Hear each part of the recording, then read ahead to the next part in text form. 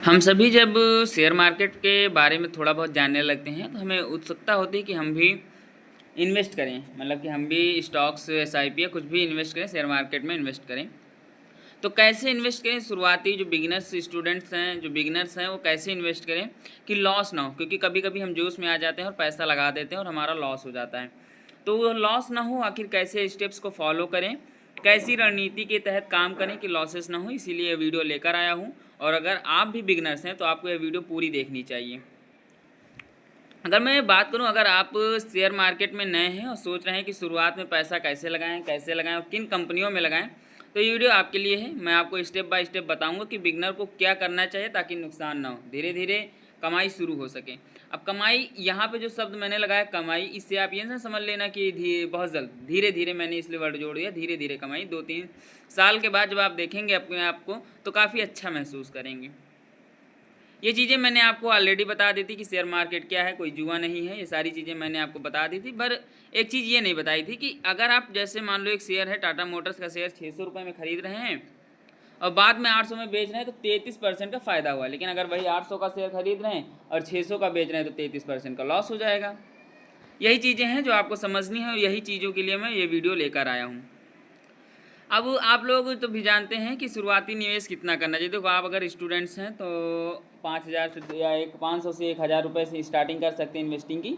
और ये रकम ऐसी होगी कि अगर आप इसे, मतलब कि लॉस भी कर देते हैं, वैसे होगा नहीं, अगर लॉस भी कर देते हैं तो फिर आप लोग ये समझ लीजिए कि ज़्यादा चिंता की बात नहीं है। लेकिन अगर ज़्यादा बड़ी रकम लगा देते हैं तो फिर आप लोगों के लिए रिस्क हो सकता है।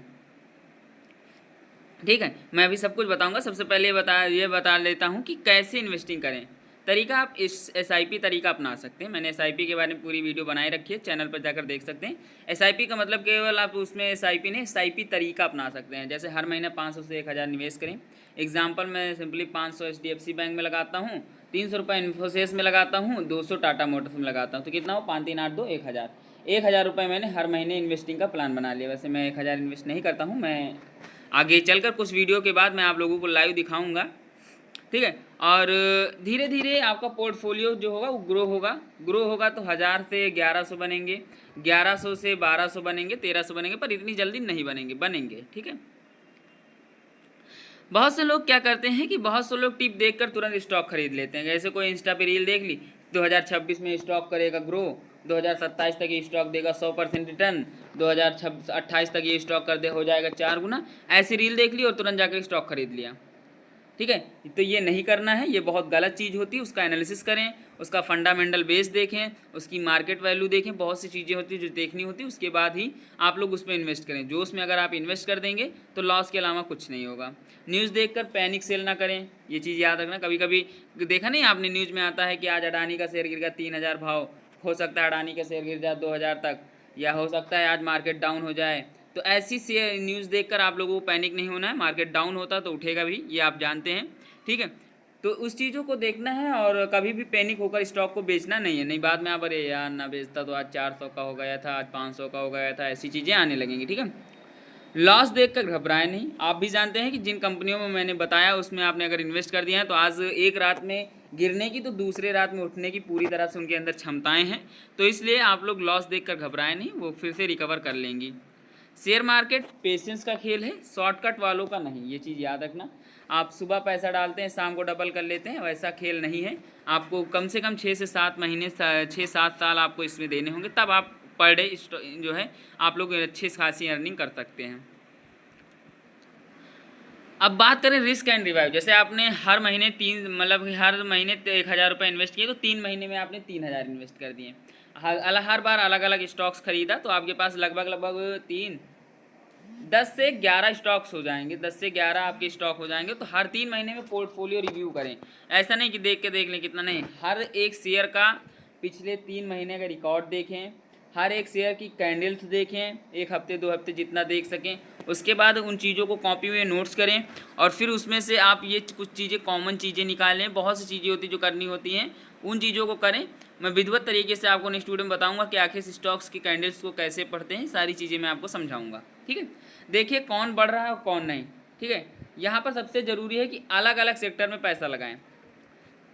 एक ही सेक्टर में अगर पैसा लगाएंगे तो एक सेक्टर एक साथ उठता है, याद है आपको, जब इलेक्ट्रिक व्हीकल बिकती हैं तो सभी कंपनियों की लगभग बिकना शुरू हो जाती हैं। जब कोई सॉफ्टवेयर बिकता है तो लगभग सभी कंपनियों का सॉफ्टवेयर चलने लगता है। कोई बिस्किट बिकता है तो हर कंपनी का बिस्किट बिकता है। तो इस चीज़ को याद रखना, अलग अलग सेक्टर में पैसा लगाएं, ठीक है। अब मैं यहाँ पर आप लोगों को बताऊँगा कि कैसे क्या सेक्टर्स कैसे क्या चुनने चाहिए। तो नंबर 1 पे मैंने रखा है बैंकिंग सेक्टर। अब बैंकिंग सेक्टर क्या है, जैसे HDFC bank, ICICI bank, Kotak Mahindra bank, ठीक है, धीरे धीरे एक्सपैंड हो रही है और स्टेबल है। कोटक महिंद्रा बैंक में आप इन्वेस्ट करेंगे तो धीरे धीरे स्टेबल हो रही है और ये एक्सपैंड हो रही है, स्टेबल है, ये कहीं जाने वाली नहीं। HDFC बैंक स्ट्रॉन्ग मैनेजमेंट है, कंसिस्टेंट ग्रोथ है, लो रिस्क है, ये चीज़ याद रखना। ICICI बैंक बड़ी कस्टमर बेस है, लगातार इंप्रूवमेंट होता रहेगा। तो बैंकिंग सेक्टर में जो इन्वेस्टिंग है वो 100% सेफ़ है। कोई भी बैंक इन तीनों में से कहीं जाने वाली नहीं है, तो इसलिए ना ही इनके कभी के कोई मार्केट जो वैल्यू घटती है। अगर एक बार आपने खाता खुला लिया तो इनका मार्केट बढ़ गया, ठीक है, फिर आप उसको ना बंद कर सकते हैं ना कुछ, वो तो खाता खुल ही गया। FMGC आप जानते हैं कि फास्ट मूविंग कंज्यूमर गुड्स, इसमें आप पैसा लगाएंगे तो बहुत अच्छा है। जैसे हिंदुस्तान यूनिलीवर कंपनी आपने सुना होगा, रोज़मर्रा के प्रोडक्ट्स हमें डिमांड रहते हैं, जैसे तेल और साबुन, निरमा। आपने यूनिवर नाम की कंपनी हर प्रोडक्ट के पीछे देखी होगी, यू बना हुआ मोटा मोटा, वो इसी कंपनी का लोगो है। ITC है, जैसे सिगरेट्स, FMGS और होटल्स एंड रेवेन्यू डिवीजन हो गया। नेस्ले इंडिया है, फूड एंड कंसिस्टेंट ग्रोथ है। आप जानते हैं नेस्ले इंडिया जो मैगी वगैरह बनाती है, बहुत सी चीज़ें हैं जो बनाती हैं, तो इनमें अगर आप इन्वेस्ट करते हैं तो इसमें भी पैसा आपका सेफ रहेगा। नंबर 3 पे हमने रखा IT सेक्टर। IT सेक्टर क्या है, जैसे इंडिया की टॉप IT कंपनीज़ हैं, इन्फोसिस, TCS, विप्रो, ठीक है, ये सारी कंपनियां हैं, इनमें आप इन्वेस्ट कर सकते हैं, इनमें आपका पैसा सेफ रहेगा। उसके बाद ऑटो सेक्टर में आप इन्वेस्ट कर सकते हैं शुरुआत में, जैसे टाटा मोटर्स, महिंद्रा एंड महिंद्रा, मैंने दोनों में इन्वेस्टमेंट किया है। EV और कॉमर्शियल व्हीकल में लीड मिल सकती है, SUV और फैम व्हीकल में स्ट्रॉन्गेस्ट है, ठीक है, इस चीज़ याद रखना।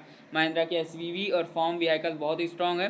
टाटा मोटर्स में इलेक्ट्रिक व्हीकल में आप जा सकते हैं, टाटा EV में जा सकते हैं, टाटा कमर्शियल व्हीकल में जा सकते हैं, इनमें आपको लीड मिलेगी। फार्मा सेक्टर के बारे में बात करूँ तो सन फार्मा भारतीय और ग्लोबल फार्मा मार्केट में स्ट्रॉन्ग है। डॉक्टर रेड्डी आपने सुना होगा, डॉक्टर रेड्डी की दवाई आपने कई जगह पे खाई भी होंगी, तो रिसर्च बेस्ड स्टेबल बिजनेस है, इस चीज़ याद रखना, ठीक है। अब मैं यहाँ पर सिंपली एक 5000 का मार्केट स्ट्रेटजी प्लान लेकर आया हूँ, जिसके लिए आप उन बहुत से इन्वेस्टर्स की वीडियोस देखी होगी, पर बहुत शॉर्टकट तरीके में मैं आपको बताकर चला जाऊँगा। मान लेते हैं कि आप शुरुआत में 5000 रुपये निवेश करना चाहते हैं हर महीने। अगर मैं सिंपली यहाँ पर हर महीने को हटा दूँ, आप शुरुआत में 5000 निवेश ही करना चाहते हैं, तो कैसे करेंगे। तो बैंकिंग सेक्टर में आप 2000 डाल दीजिए, जैसे आपका HDFC बैंक होगा 1200, उसमें लगा दीजिए। ICICI बैंक में 800 रुपये डाल दीजिए, ठीक है। उसके बाद यहाँ पर बात करें क्यों, रीज़न भी मैंने नीचे दे रखा। रीज़न ये है कि स्ट्रॉन्ग मैनेजमेंट है, कंसिस्टेंट है and growth and low risk है, ये चीज़ें मैंने पहले भी बता दी थी आपको। अब दूसरे में आप FMG सेक्टर में जैसे आप 1000 रुपये डाल दीजिए, हिंदुस्तान यूनिलीवर में 600 रुपये डाल दीजिए, ITC में 400 रुपये डाल दीजिए, ठीक है। उसके बाद मैंने 3 पे IT सेक्टर आपको बताया था, तो IT सेक्टर में आप इन्फोसिस में 600 रुपये डाल सकते हैं, TCS में 400 रुपये डाल सकते हैं, तो 1000 रुपये इसमें इन्वेस्ट हो गए। ऑटो सेक्टर में आप टाटा मोटर्स का एक शेयर खरीद लीजिए, मतलब कि टाटा मोटर्स का 500 रुपये में 2-3 शेयर मिल जाएंगे, उनमें आप डाल सकते हैं। अब यहाँ पर टोटल जो 4 सेक्टर हो गए, जैसे आपका हो गया बैंकिंग में 2000, FMG में 1000, IT में 1000, ऑटो में 500, तो टोटल कितना हो 5000 पर मंथ, ठीक है। 2 2 4 45 रुपये हो, 500 रुपये आप लोग अपनी तरफ से किसी भी शेयर में ऐड कर सकते हैं, तो ये हो जाएगा। अब कुछ टिप्स हैं मेरे लिए, जान लीजिए ताकि आपको अच्छी रहे। जैसे शुरुआत में 4-5 स्टॉक ही खरीदें, हर महीने थोड़ी थोड़ी राशि डालते रहें SIP स्टाइल में, हर 3 से 6 महीने में पोर्टफोलियो रिव्यू करें। मैंने रिव्यूइंग का ऑप्शन बता दिया, केवल देखना नहीं, एनालिसिस करना होता है, ठीक है।